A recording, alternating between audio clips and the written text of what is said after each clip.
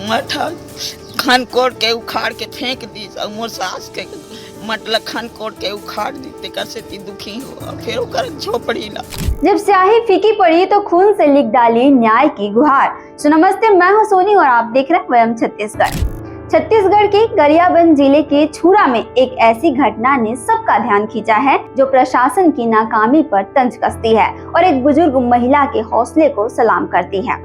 70 वर्षीय ओम बाई बघेल जो टीबी जैसे गंभीर रोग से लड़ रही हैं, अपनी पुश्तैनी जमीन पर हुए अतिक्रमण और दुर्व्यवहार की शिकायत को स्याही से नहीं बल्कि अपने खून से लिखकर राष्ट्रपति के नाम स्पीड पोस्ट किया। जब स्याही के आवेदन धूल खा रहे हो तो एक बूढ़ी माँ को खून बहाकर अपनी बात कहनी पड़े।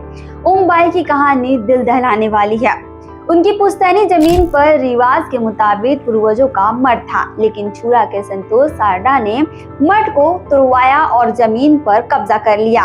इतना ही नहीं, ओम बाई के साथ दुर्व्यवहार भी किया गया।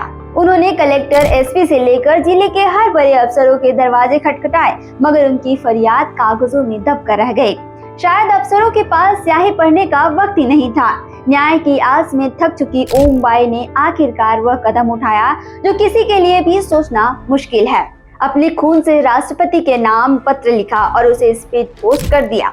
ओम बाई के जज्बे को सलाम कर रहा है।